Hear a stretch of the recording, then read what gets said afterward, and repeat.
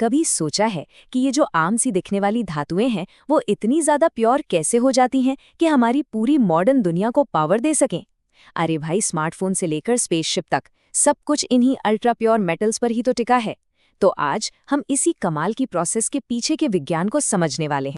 तो सवाल ये उठता है कि किसी भी मेटल में से लगभग सारी की सारी गंदगी या इम्प्योरिटी को हटाया कैसे जाता है।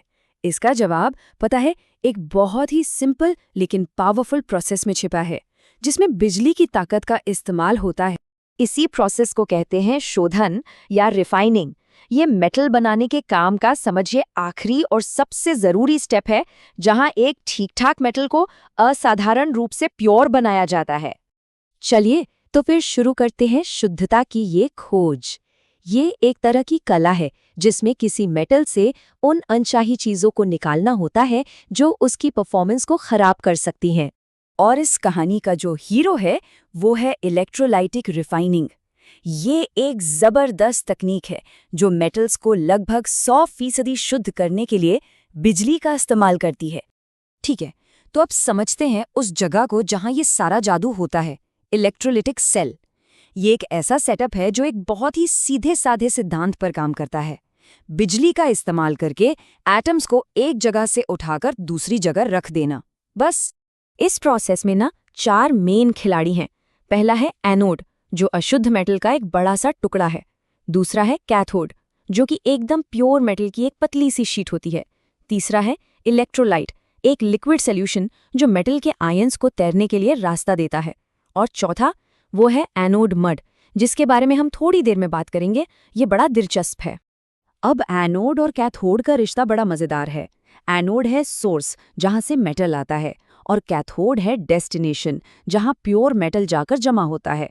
जैसे जैसे प्रोसेस चलती है, एनोड धीरे धीरे घुलता जाता है और कैथोड मोटा होता जाता है।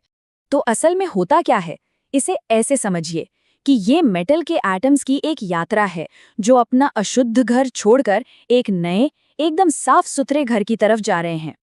ये पूरा काम 4 सिंपल स्टेप्स में होता है। देखिए, सबसे पहले जैसे ही हम बिजली चालू करते हैं, अशुद्ध एनोड घुलना शुरू कर देता है। इससे मेटल के एटम आयन बनकर सॉल्यूशन में कूद जाते हैं। फिर ये आयन तैरते हुए कैथोड की तरफ जाते हैं।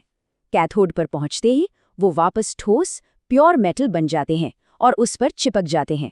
और सबसे अच्छी बात, सारी गंदगी पीछे छूट जाती है। अगर थोड़ा टेक्निकली बोलें तो एनोड पर जो होता है उसे ऑक्सीडेशन कहते हैं। यहाँ पर हर कॉपर एटम अपने 2 इलेक्ट्रॉन छोड़कर एक कॉपर आयन बन जाता है, जो फिर सॉल्यूशन में तैरने लगता है। और कैथोड पर ठीक इसका उल्टा होता है। इसे कहते हैं रिडक्शन। वो कॉपर आयन अपने खोए हुए 2 इलेक्ट्रॉन वापस लेता है और फिर से एक प्योर ठोस कॉपर एटम बनकर कैथोड की सतह पर जम जाता है। ये एक बहुत ही सिलेक्टिव प्रोसेस है, मतलब सिर्फ कॉपर ही वहां पहुंच पाता है। चलिए, इसे और अच्छे से समझने के लिए एक असली उदाहरण लेते हैं। कॉपर यानी तांबे को साफ करना। ये इस टेक्निक का सबसे आम इस्तेमाल है। कॉपर के लिए सेटअप बिल्कुल सीधा है। एनोड के तौर पर अशुद्ध कॉपर का एक मोटा ब्लॉक, कैथोड के लिए एकदम प्योर कॉपर की पतली सी शीट, और इलेक्ट्रोलाइट के लिए कॉपर सल्फेट का सॉल्यूशन। और इस पूरी प्रक्रिया का नतीजा, यकीन नहीं होगा, 99.9% शुद्ध कॉपर।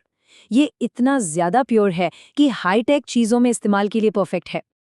तो इतनी ज्यादा शुद्धता चाहिए ही क्यों?